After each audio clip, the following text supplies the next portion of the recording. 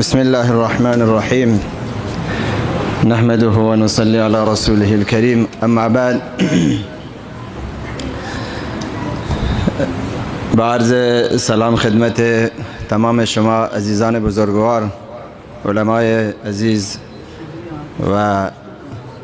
طلاب و دانش آموزان عزیز و گرامی، الله تبارک و تعالی نشست ما شمی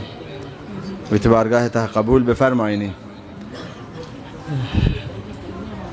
اراده صحبت نیست، فقط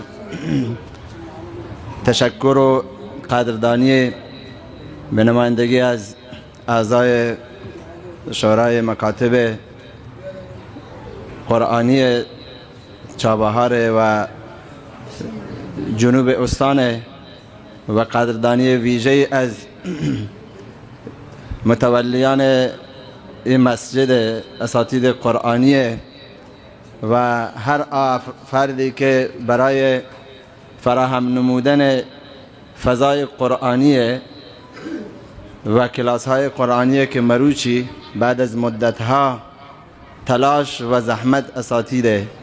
و خود طلاب آنی اولیاء که مروچی ماشمن نتیجه 10 نفر حافظ قرآن در مسجد گندگی، با توجه به اینکه که الحمدلله این قسمت روستای کم یکی از بزرگترین روستاهای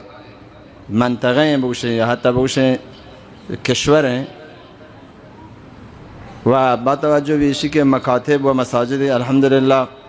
بعضین در این روستای ته آماده و فعال الحمدلله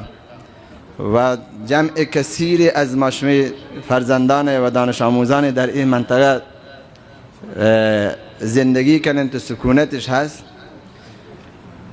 در کنار ایشی که از این عزیزان تجلیل بی تو تشکر بی، انشالله درخواستی بی از متولیان و مقتدیان و عزیزانی که در محله های دیگر این روستای مکاتبش هست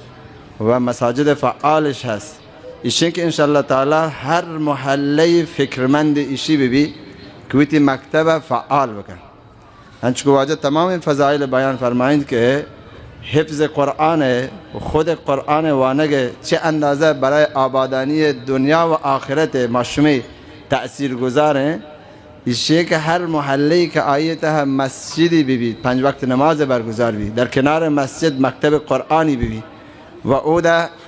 روزانه فرزندان مسلمانان او ده تعلیم قرآن گرگ ببید، خود ای الفاظ قرآن، خود ای کلمات قرآن، خود ای حضور در کلاس قرآن نورانیت خاصی هست که باعث آبادانی حتی ماشوی محلات از نظر عمرانی و دنیای حالاتی بی، بچه آگاهی یاری نور یاری الله تبارک و تعالی به برکت قرآن. لذا توصیه بی که انشاءالله تعالی تمام عزیزان در تمام محلات به همه سبک، به همه روش ویتی مکاتب فعال بکنه، هزینه بکنه. مروچی ما هزینه اگر کنیم برای یک بلوکی، برای یک آجوری، برای یک پنکه، برای یک کولری، اینه که هزینه ما